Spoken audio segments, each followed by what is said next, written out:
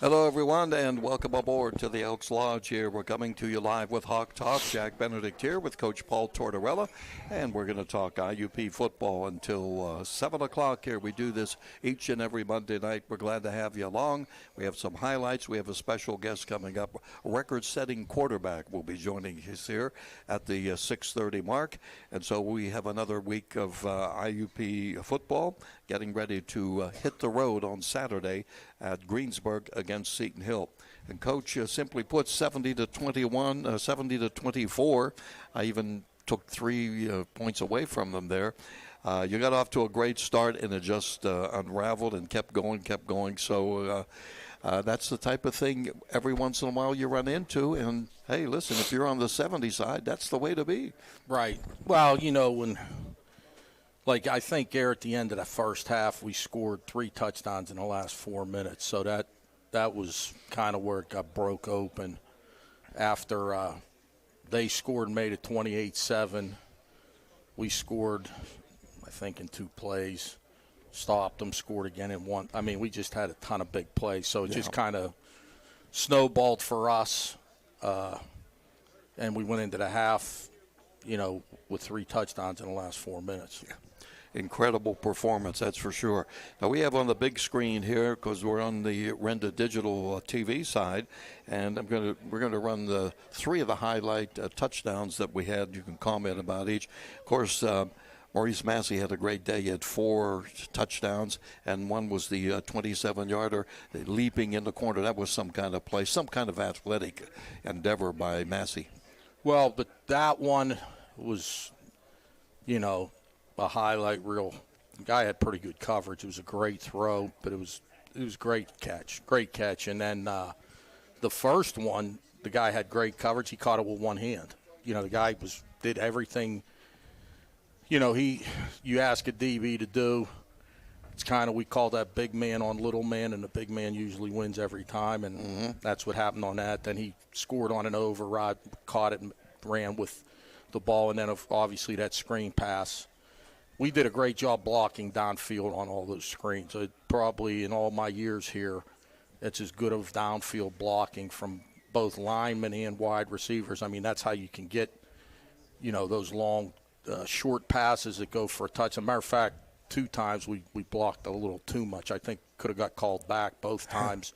Late, we blocked a guy, and it could have been a clip, and we really didn't even have to block him. So we got to learn from that. And there was none, it was unnecessary in 2 instances. And the one I thought it really wasn't. Whitlock threw a great block, but he probably didn't even have to throw it.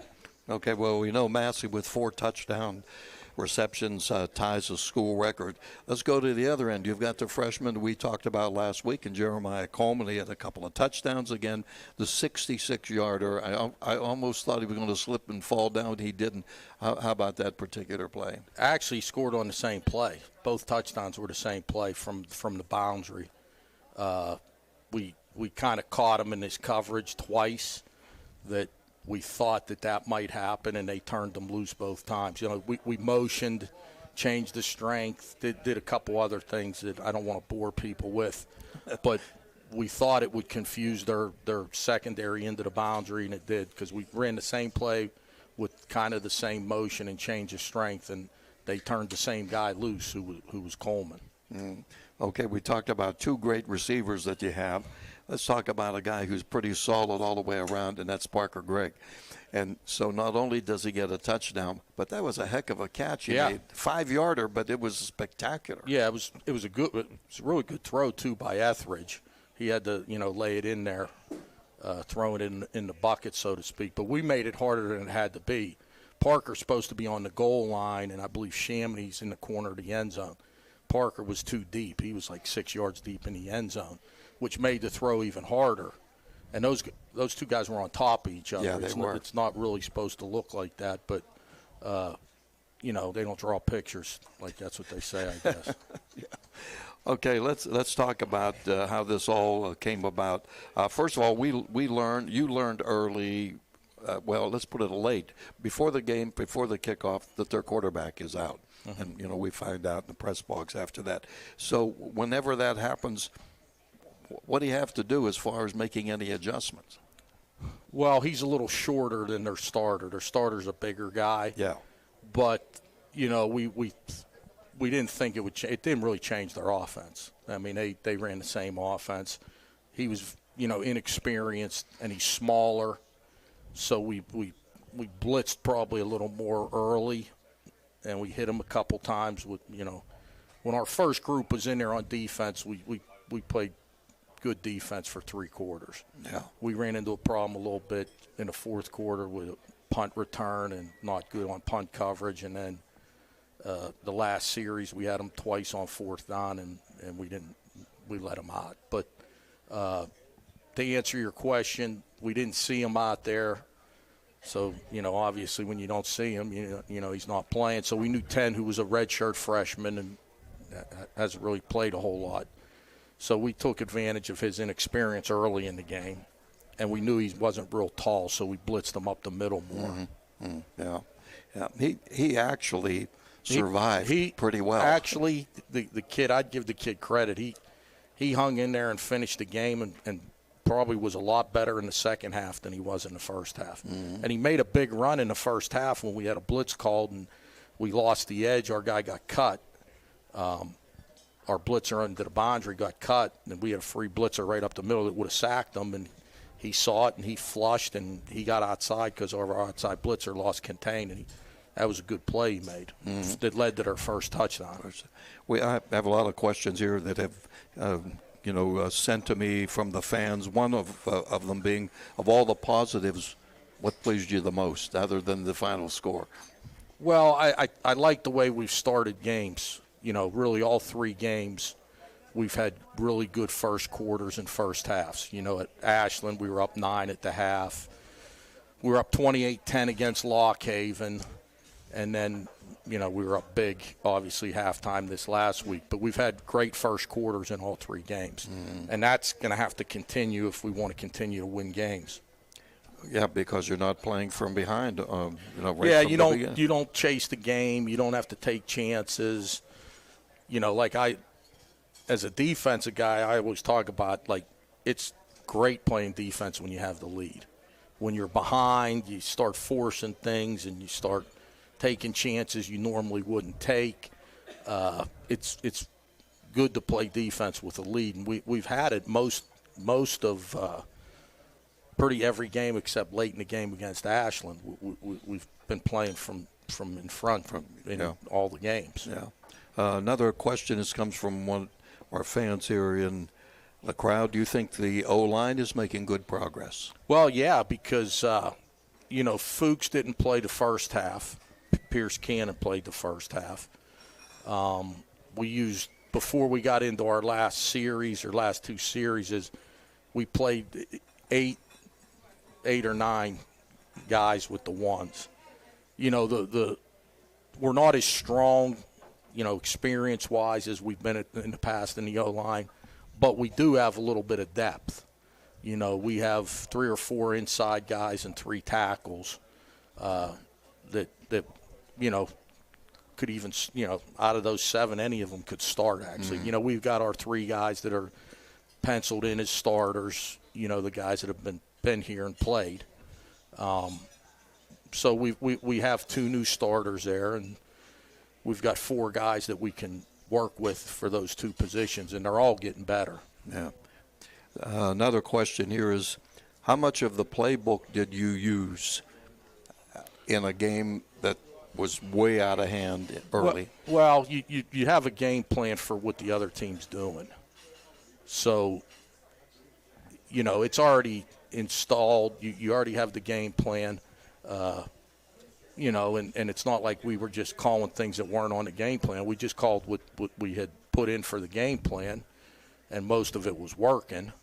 But, that game plan from Saturday might not look anything like the game plan this week against Seton Hill because it's a different team, totally different scheme, et cetera, et cetera. So football's a week-to-week deal, whether you're on offense or defense. Yeah. And, of course, as you mentioned, with Seton Hill, totally different from what we've seen from week to week. Right. We know what they do. They play when they're playing at home. They're tougher and all that sort of thing. So you have to make adjustments all the time, don't you? Right. And they're like Seton Hill's a team that plays a lot of man coverage, and they do a lot of things up front that are a little exotic. But coverage-wise, they're pretty basic in regards they just play a lot of man. Their front and things they do up front are a little bit different, and a couple things are unorthodox. But the coverage scheme is pretty consistent. Offensively, they're playing with two quarterbacks. One runs it a little. They do have some quarterback run with the one. The other guy isn't a runner. But formationally and philosophy-wise, they're a little bit similar to the last two teams we've played in regards to playing out of what we call 11 personnel, one running back, one tight end, three wide receivers. That's their base, grouping and formation. A lot of the same formations we're going to see. Well, they have a new head coach. Kevin May has been there as their defensive coordinator. I guess there was an article a few years ago about you called it exotic defense. But it really is just the front. The coverage scheme is really just they play a lot of man. But up front they do some things different. It's not a perfect mold that every team's going to do. The same thing over and over. They just do a couple things that a lot of people don't do. That's all. One of the great additions to this IUP team and the fans that have watched the team and listened to the games and all is Devin Whitlock. What does he mean to the team? Well, he's the Energizer Bunny. I mean, you see him out there. He sometimes tackles himself. He's going too fast. He's spinning like a top. He's hard to tackle in space. He's a guy that you got to say, hey, we got to have him touch the ball in numerous different ways, 12 to 15 times a game. He's very, Massey and Whitlock and obviously Coleman and now Parsons, they're guys that their average yardage per touch it's like off the charts, those guys. Yeah. So, and now we got a big play out of Banks on the screen and a big run there. We even had a big play out of Amir Majors on a screen. Randy Washington had some good runs. He had a really good run in the first quarter. We're spreading it around, but there's a lot of guys that can make big plays, down the field. And you got to have the quarterback that can make all the throws. Like people take for granted, like those they're like we throw a swing route. That's not as easy a pass as a thing. Even though it's not a long pass, you got to lead the runner. Same thing with those screens that we're running. Like you can't just throw it in the vicinity. You got to lead them with it, and he did a great job. And then the deep balls, like the one to Massey, where Massey makes the great catch. The throw might be better than the catch because he gets hit right when he gets ready to throw it, and he just puts it on a dime. And it was one of the better pass throws and catches we've had around here in a while. Irvin Charles had a couple of those with the quarterback that he had, but in regards to the quarterback getting hit as soon as he throws it, and it wasn't like the guy was wide open. The guy had good coverage. That corner twice that got beat by Massey, I don't think he could play either one of those any different. Better. He played them perfect, Yeah. and he still gave up 2 touchdowns because of the throw and the catch. We're going to talk with the QB here in a little while. Matthew Reeve is going to join us, and we'll be back with more with Coach Paul Tortorella as we get ready for more Hawk Talk coming up live from the Elks here in Indiana. Coming your way on U92Radio.com and Renda Digital TV. We'll be right back. Located along the beautiful Allegheny River in downtown Katanning, the Meredith Inn provides an atmosphere of casual upscale dining. If you're looking for the perfect venue for your next event, look no further than the Meredith Inn. Family gatherings, wedding rehearsal, business meeting, or just a night out. It's perfect for all occasions, and their menu has something for everyone, leaving all full and satisfied. For more information, visit them at themeredithinn.com or call 724-793-7364. Since 1936, Walker Motor Company in downtown Katanning has served Western Pennsylvania with its no-pressure, no-hassle environment, bringing the kind of family-owned and oriented dealer experience that everyone wants when it comes time to purchase a new or used vehicle. Whether you are looking for a new GMC, pre-owned vehicle, service, or collision repair, come on over to Walker Motors and see why they've been voted #1 for 6 straight years. Visit them at walker-motor.com. Looking for food, fun, and entertainment with a purpose? The Elks Lodge 931 in Indiana is more than a place. It's community. Become an Elk. Enjoy food, fun, bowling, music, events, and a banquet hall. Distinctly American, Elks are rooted in brotherly love, charity, fidelity, and justice. Annually giving tens of thousands to local charities. We give back not at the Elks, as an Elk. See them at 475 South 13th Street and on Facebook today. Elks Lodge 931, where community and compassion meet.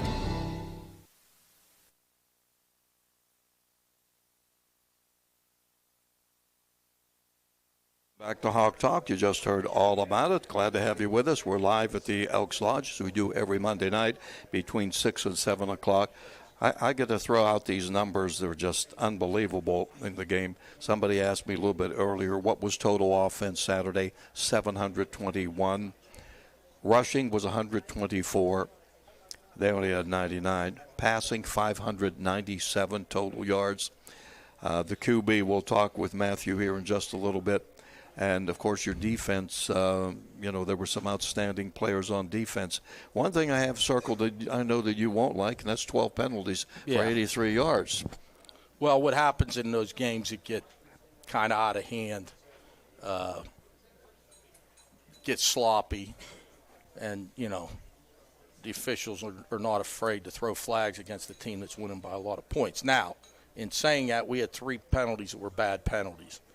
And to be honest, when push came to shove, it probably cost. We should have probably only end up giving up 10 points. We end up giving up 24 because we get a retaliation penalty on offense, and it makes us punt the ball from our own 4-yard line, and we give up a punt return to the 1-yard line. And they score a touchdown. Then on the last drive of the game, we roughed the passer. So we start, I think, the second play of the drive. Instead of them being on the 30, they're on the 45. And then they convert 2 4th downs and score at the end. So at the end of the day, if we don't get those 2 penalties, I think we probably hold them to 10 points. Just those 2 penalties that were 15-yard penalties, at the end of the day, in our mind, cost us 14 points. And in a game like that, it really didn't matter, but it'll matter in a close game. In some other games, it might, yeah. Some of the good numbers on defense, Nathan Rosario Santos led the way with 8 tackles. I got to bring up Keyshawn McCaskill with his interception. He had 5 tackles in there. That was some interception. That was a terrific play. He actually made a great play on that, and the one play that the guy caught the go ball, he should have intercepted that. That was way easier play than the one he made. Yes, I remember that one. Yeah, he overran the guy and the guy came back and caught it on their last touchdown drive. That was a lot easier than the interception that he made a couple series before. I mean, he was all on his own with no help on the post, and he went up and got it over the receiver. That was a great interception. Yeah, it brought up some memories for all of us, including myself, of his dad, Sean, who made a tremendous interception that helped IUP win a game against Edinburgh in 1990 before about 10, 12,000 there when we could get other people in. I'm going to bring up another defensive player who's been around for a while, and that's Logan Danielson. He had a couple of sacks. He had 2 tackles for loss. He's overcome some adversity early in his career. He just seems to be getting better and better. Yeah, he's experienced. He's very active in there. He also knocked down 2 passes. So, it's a pretty good day if you get 2 sacks, 2 tackles for losses, and you knock down 2 passes. That doesn't really happen a lot in one game. So it was probably the best game he's played here, in all his career. And the other thing is we've talked about it with more depth on the defensive line, which we've you really have needed it. These days have just been 80 degrees. It's a murder on Well, these players. Saturday was brutal, and we played 6 defensive tackles for 2 positions, so we kept them fresh. Mm-hmm. Defensive ends, we had 5 defensive ends play. Okay, so that right there is 11 guys that played in our front. We played 5 linebackers for 2 positions, and we played 12 defensive back. I'm talking about on defense, not just special teams. We played 12 defensive backs in the game for 5 positions. So we played, the second half, our first team offense got the first series. They scored, they were done. And then we didn't play the first team defense at all in the second half. It was our second group we got to build depth. And, for the third quarter, they played pretty well, but the last drive of the game wasn't up to our standard. Got a little sloppy. Yeah. I mean, we lost contain on a blitz. We turned a back loose into flat man coverage for the touchdown. McCaskill would like to have his play back because it wasn't a great throw. The guy did make a great catch, but it really should have been him catching the ball. But other than that, even on that last drive, he had 2 pass breakups over on the other side of the field into the boundary, and they tried to run a double move on him, and he broke it up in the end zone. So, the one play he didn't make hurt us because it was like a 30-yard gain, but he made about 4 or 5 other plays. Well, we haven't really focused on the depth in the secondary. Yeah. Which you have. I mean, we played 3 stars. We played 5 corners, and we played 5 safeties. So we played 13 guys on defense, and we've never had that kind of depth. I've got to say, Never. yeah, it's been wow. How do you really guard, against overconfidence when you come out of a game where you've scored 70 points? Well, it's one game, it's one game a week. That game's over and done with. We play this Saturday, most important game of the year because it's the next one.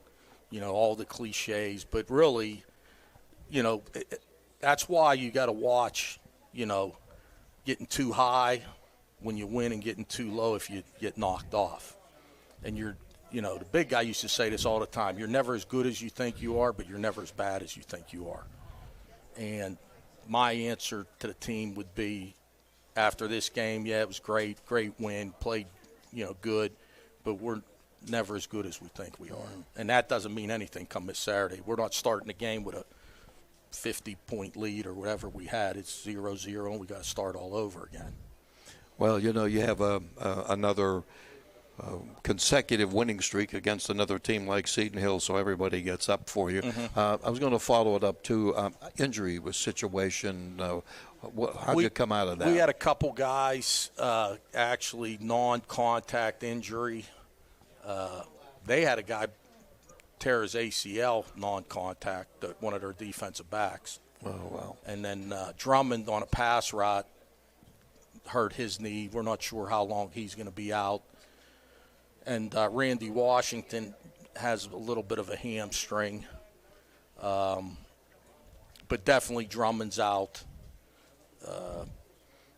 And everybody else. There was like 3 or 4 other guys that are questionable for this week. We'll see how if and when they practice. Well, you do have Gamp back. And Gampy's back, so we still have 3 tight ends. Where it's the couple injuries we have where it affects us is on all the special teams. Rylan Jeter, who's a great special teams player, has got a little bit of a hamstring. He may not play. So that puts a little bit of pressure on us, special team-wise. We've got Drummond's on a lot of special teams. So we got some, we got to take a look at who we're playing on special teams. We didn't play great on special teams Saturday. I mean, our kickoff return wasn't very good. Coverage was pretty good. The kicker was tremendous. But we did let 1 or 2 kickoff returns come out of there. Now, we're making a big deal because they're getting the ball in the 31 and the 34. But the coverage wasn't great on those 2. But we had 11 kickoffs. I mean, we put Menser in there to do the rest of the kickoffs in the second half. Well, I was going to bring that up. We're killing Andrassi. So our kickoff return team and our punt coverage, we only punted once, but we were in tight punt on our own 4-yard line because of that penalty. And it's not great for coverage, and we missed 2 tackles on the return. I mean, we just missed 2 tackles. And it's like I told Smitty, it's not a great situation when you got to call defenses when it's 1st and goal on the 1-yard line, first play of the series. Yeah. You know, so we got to get better there. We've had 2 great weeks in the kicking game, but this wasn't our best performance in the kicking I'll game. go back to the kicking. Nick Andrasi had 9 extra points, and you did bring in Gavin Menser. Now, is the rule the same? You get 3 games. 3 total. games. So any 3 games. Okay. And we're very aware of that. We've got about 6 or 7 true freshmen. 1 or 2, we know they're playing. It's not going to be a matter. They're going to be playing the whole year. Obviously, Coleman, Bertrand on defense in the secondary. Leon? Parsons. Yeah. Parsons and Coleman on offense are definitely not redshirting, obviously. And on defense, probably Bertrand. He's our starting nickel back, and he's on a lot of special teams. So, but there's 4 or 5 others that we got to try to mix and match and hold them to 3 games if we can. Yeah. Okay, we're going to be back. We have more coming up. It's Hawk Talk. We're coming to you live as we do every Monday night between 6 and 7 from the Elks Lodge in Indiana with Coach Paul Tortorella. The team now going to hit the road on Saturday, right down the road to Greensburg. And it's a noon kickoff with Seton Hill. We'll be back in a moment on U92Radio.com and also on Renda Digital TV. From furniture to flooring, mattresses to accessories, you'll save big at Dowd's. Dowd's showrooms are filled with furnishings from America's finest manufacturers. You can save thousands on Dowd's floor samples and receive incredible savings on custom orders. Whether you're looking to furnish one room or your entire home, right now it's all on sale at Dowd's. Drive a little, save a lot. Dowd's of Plumville and Greensburg. Doesn't your home deserve Dowd's?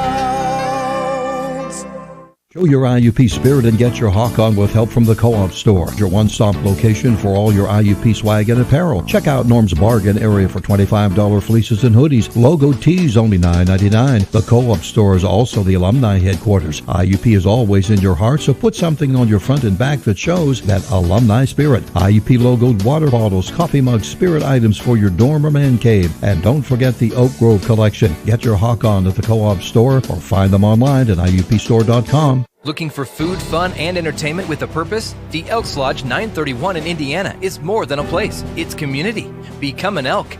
Enjoy food, fun, bowling, music events, and a banquet hall. Distinctly American, Elks are rooted in brotherly love, charity, fidelity, and justice. Annually giving tens of thousands to local charities, we give back not at the Elks, as an Elk. See them at 475 South 13th Street and on Facebook today. Elks Lodge 931, where community and compassion meet.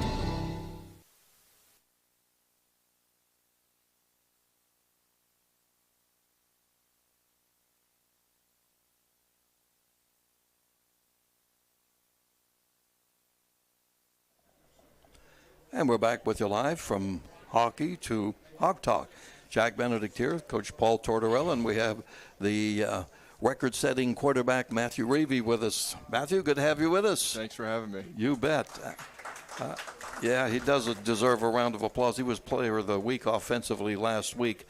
And I've got some numbers here, and like I tell the players, I like to let the audience know, who we're dealing with. So I'm not embarrassing anybody, that's for sure.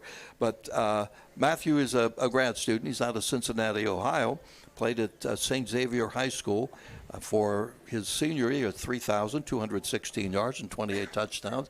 That was a pretty good senior year for you, wasn't it? Yeah. Yeah. Did that take notice, bring some of the college, people taking a look at you? Yeah, definitely in recruiting. Yeah.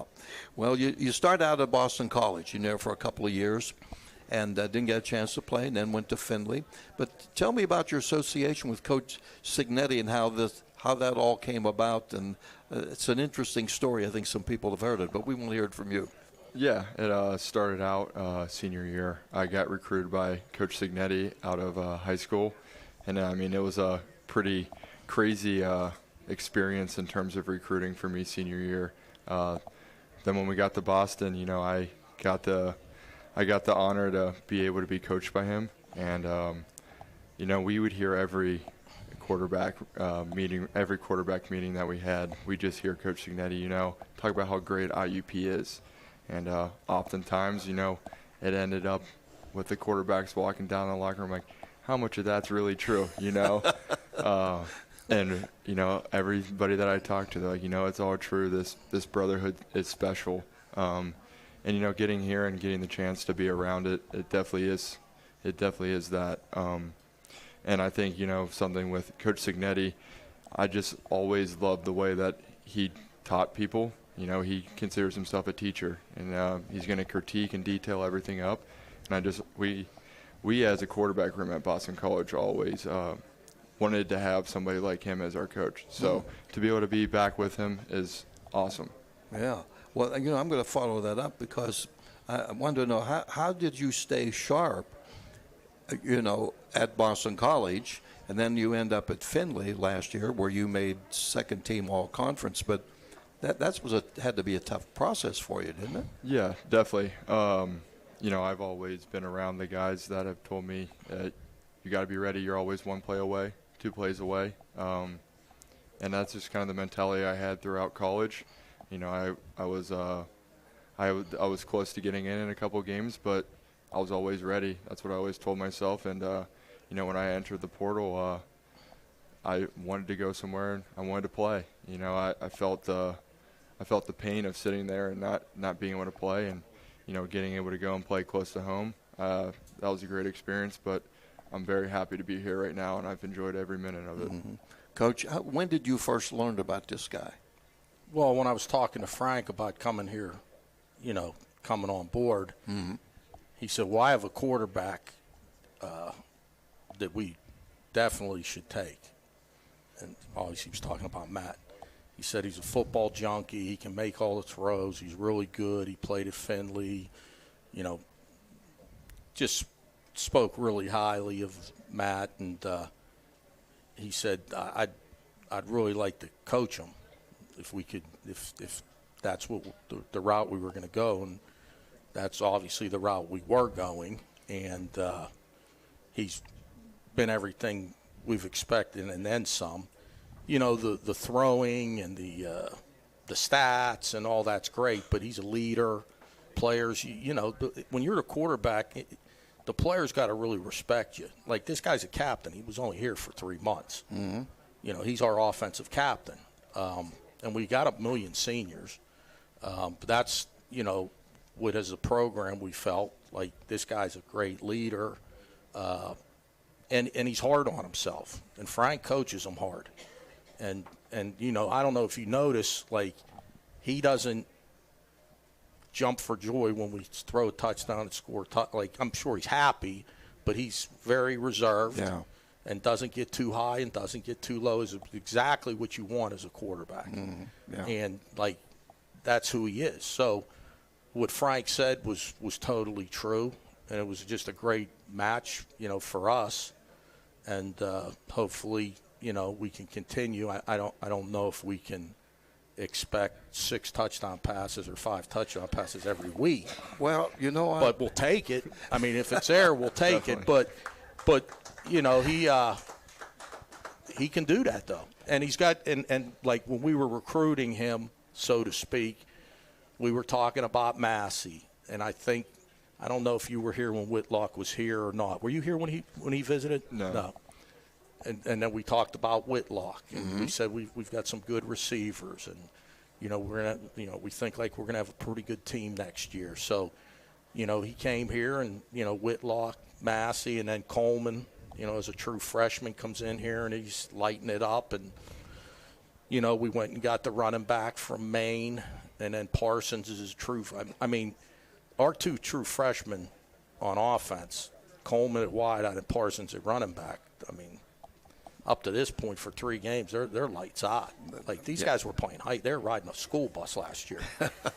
You know, they're playing high school football. Like, I mean, and you wouldn't even know if with those 2. Like, it's like they're not.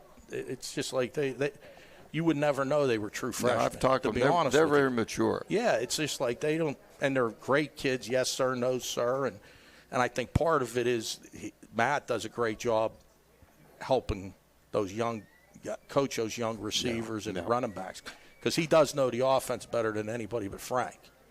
Like he knows he's like the second guy I would think offense. so. Yeah. He knows it better than anybody but Frank, and that's a big part of it too. Like he knows it in and out, so he can help coach it on the field. Mm-hmm. Well, you brought up the 6 touchdowns, which is a record. You had the 5, which tied it. Then you had 6. But you had 6 touchdowns last year with Finley, right, against Kentucky Wesleyan? Yeah. Was that what was that game like? Was there any comparison with what you just went through on Saturday?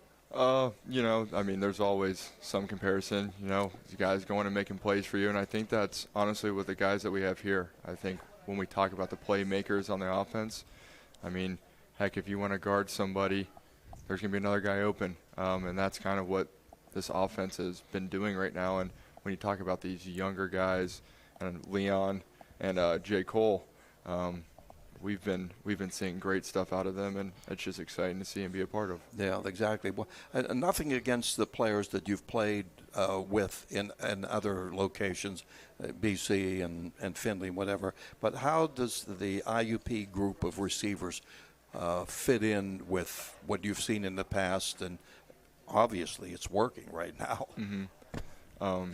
I think the biggest thing is they're wanting to learn always. These guys are football junkies here. The culture that Coach Tort started here, and that has been over the years, I think that's kind of where these guys just continue to get better and want to be coached. And, I saw that the second I walked in here, and I think that's the reason why we're having so much success, and I hope we continue to get better and build on that, because there definitely is room for improvement. So with you from game 1 against Ashland now, and we've played 3 games, what have you learned from game to game? Definitely at the first one, I don't want to lose again. I think that all resonated with us, and we learned a lot from losing, Coach Tort said in the meeting after the game, you learn more from losing than you do from winning. And I know I took that loss personally, and I know a lot of guys did as well. Game to game, I think just execute. Do the right things out on the field. Trust your training, and we're going to be all right. Mm-hmm. Well, what did you know about the PSAC before you got here? Of course, it's the largest Division II in the country. Yeah, numbers-wise. I didn't know too much about it coming out of Boston College, but when I was at Findlay last year, I definitely heard about this conference for sure. So, tell us about your family. I come from a large family, big football family for sure. My mom's side of the family, my grandpa played at Notre Dame. Your grandfather did? Yeah, I played Mike linebacker at Notre Dame, and also was a fullback there. He wound up to get a little time with the Eagles in the NFL, and then went on to play Canadian football.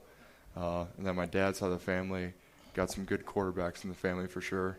And it's just in our blood, and we just love it. And they were up here this weekend, and they love this place as well. So it's awesome to see. Yeah, brothers and sisters. How many? I have 2 older brothers and 1 younger sister. So I got beat up a lot as a kid. So I think it's helped me out a lot in the long run. It sounds like there was a lot of competition among you guys. Yeah. Right? Yeah. Well, that's another part of what we talk about, Tort, when these players come here. And I guess maybe that's why we've been around here for so long. That's a good place to be. We all have to be somewhere. So I always don't mess with happy. That's and it's like that with the players. Like when players transfer here, or we recruit a high school kid and he comes in here. If they're happy, they're not going to want to leave. And that's kind of been our success with not having guys go to the portal. If they're happy, they don't want to leave.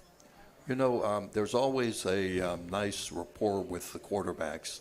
And with Etheridge coming in, he did a heck of a job, didn't he? Tell us about your relationship with the other 2 QBs and Zach Hahn, who have been here. Yeah. There's 2 great guys. They come in and they work. I've also been in the shoes where you've had different coordinators, and I think they've handled it very well. I mean, it was awesome to see Zayd get his first touchdown pass this weekend, 2 of them actually. So, I mean, then Zayd to get, Zach to get his first snaps of his college career. I mean, the smile on their faces, that's what this is about. You want guys to have fun and go out there and enjoy it, because at the end of the day, it is a game, and we put in a lot of work that you got to celebrate your victories. Mm-hmm. And you were here, if I'm not mistaken, you were here all summer, right? Yes. Yeah. So you got a chance to really get ingrained in the community itself. What overall, I know we all know what the community's about, but what did you learn about being in Indiana, PA? Did you ever hear Jimmy Stewart? Yes, yes, I did. Actually, whenever my parents come and visit and new people are coming to visit, that's where everybody wants to go. They want to go up on Philadelphia Street and check everything out. So a lot of people are into that. Yeah. Well, I think I think the fans, what we had heard about what this team could be like, we're getting a taste of it now. We don't want to get overconfident. Right, sure. But boy, these guys are fun to watch. Well, when everything's clicking, it can, again, I'm not saying we're going to go out and score 70 points every game, but we can be very good offensively when we're on. We've got that potential with, the last 2 years, we just didn't have enough big plays on offense.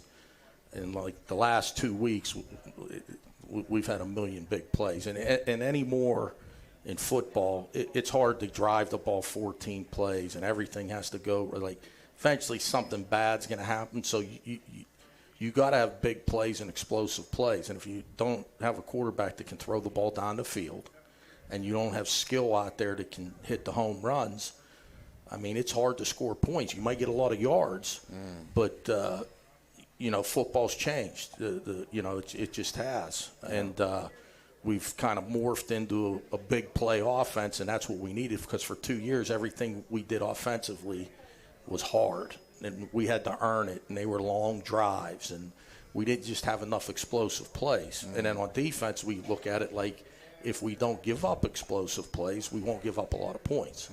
So I think that's more kind of what you're seeing is, our goal going into the game was Millersville had given up a lot of big plays going into our game. And they had a lot of big plays on offense going into our game. So our goal was, let's have 5 more big plays than they have. Well, we had a lot more than 5. Yeah. But by the same token, we knew that the big plays were there.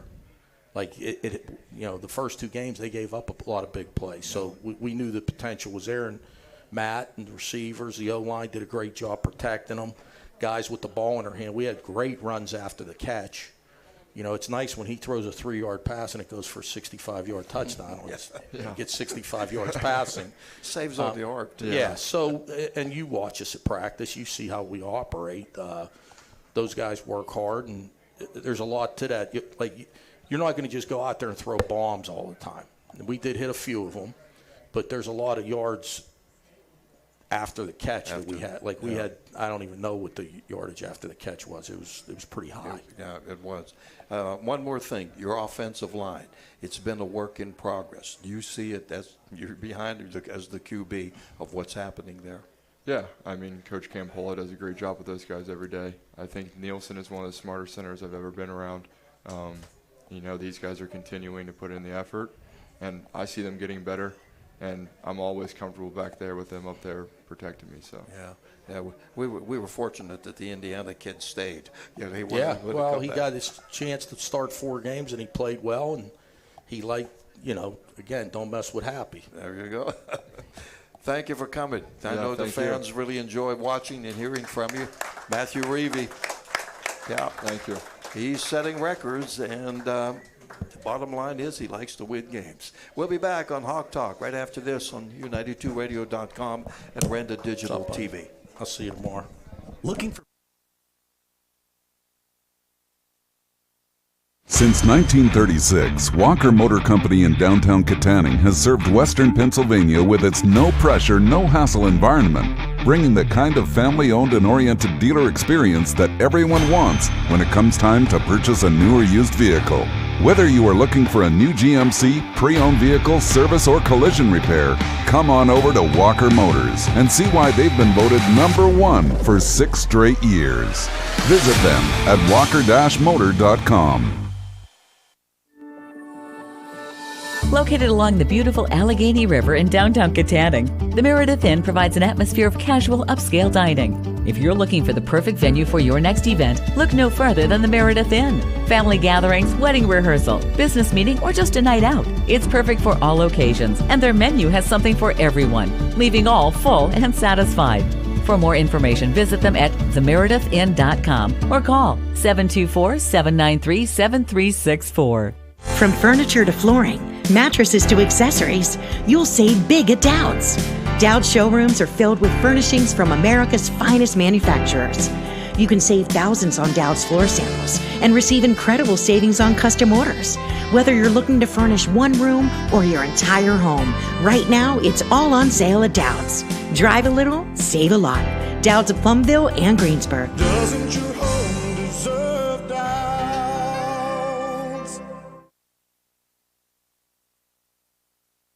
Last segment here of Hawk Talk. Jack Benedict here with Coach Paul Tortorella, and thanks to the QB, Matthew Review, is just picking a winner for our Meredith Inn that we do each and every week. As we have the folks who are here sign up, and they can win themselves a nice gift card to the Meredith Inn in Katanning, one of our sponsors, and the winner is Debbie Podoloff.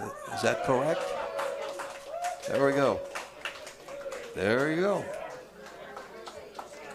There's my handoff is not too good, Doc. Congratulations to Debbie. One of the fans wanted to know. We talked about Leon Parson earlier. Leon, just a heck of a player, and how much you're starting to involve him in the offense. And and even with Tavion Banks, whenever I heard when he first came here, I thought, this guy's a pretty good receiver too. Yeah. So those are a couple of very versatile players that you can utilize. Well, and Randy's a really good receiver too. I mean, he had the big screen pass against Ashland for a touchdown. So all three of those in this offense, the running backs are heavily involved in the pass game, in catching the ball, and all three of them are really good receivers. Great hands.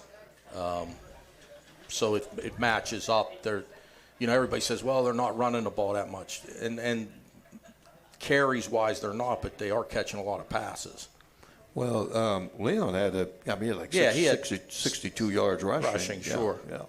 I'm going to ask you, you and I just threw this around a little bit last week, the NCAA eliminating spring transfer portal. I don't know if the finalized, if it's come out, if it's Division I only, Division II, whatever. Do we know anything more than when this first came out? I mean, for Division I, we know what the deal is. We're trying to get an interpretation for Division II. Whatever it is, we'll work through it.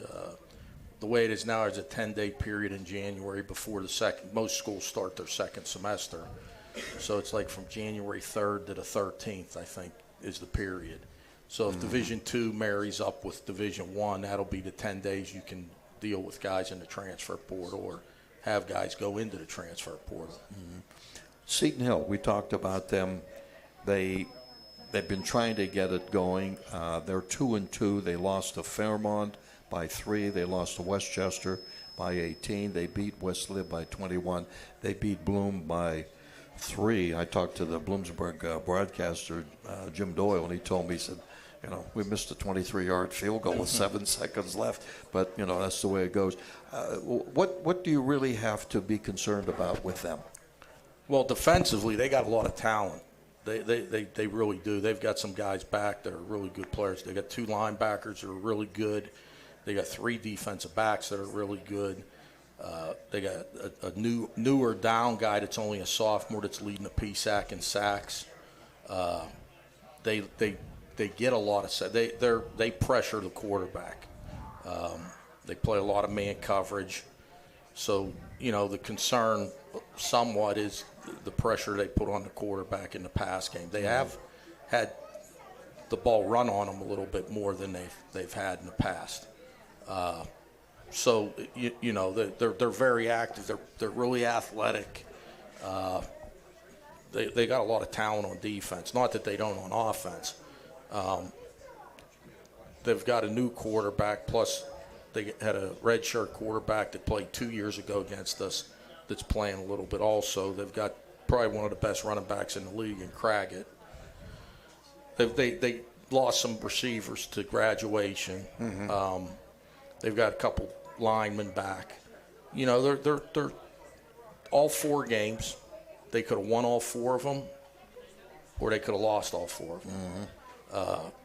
Like the West Liberty game, they hit like 3 third and 4th and long passes for touchdowns that just blew the game open. I mean, that score's 14-14 going into halftime. Mm-hmm. The Bloom game, they won, and it was back and forth. They just didn't get off to a good start out at Westchester. They came on in the second half, came back a little bit. And the Fairmont game was back and forth. They ended up losing by a field goal. But talent-wise, they've got some talent on defense. Mm-hmm. You have to be aware of the running back, Craig. Mm-hmm. He had 157 yards against IUP 2 years ago. Right. And I understand he put his name in the portal and then pulled out? Yeah. Went back? He went back. Some places do that. Some guys do that. I think he wanted to try to get a Division I offer. But you said before you had told me and others you wouldn't do that. No, we don't do that here. If you get in the portal, that's it. I mean, we can't operate like that because we got players on the roster that don't get in the portal, and then we can't allow somebody to go in the portal and then bring them back. We don't think that's the right thing to do. So, because then you're gonna have all these guys try to go in the portal and see what they can get, and if they don't get what they want, they come back. So we don't have to deal with that. We did get David Awuah from Seton Hill in the portal as a defensive back. Mm-hmm. Did he give you any secrets? No, and to be honest, I don't even think he'd know. And I say that, kind of jokingly. He just does his own thing. And what they had him do at Seton Hill, they just put him out in center field and had him go chase balls. And he did great. I mean, he was all region. Use your talent. Yeah, and he went and had a bunch of interceptions, a bunch of pass breakups. But their defensive structure in the secondary was pretty easy. They just played man coverage or man free, and he was the center fielder. I got you. Yeah. He can tell us a little bit about the personnel, like what receivers are fast, which ones aren't as fast. Yeah.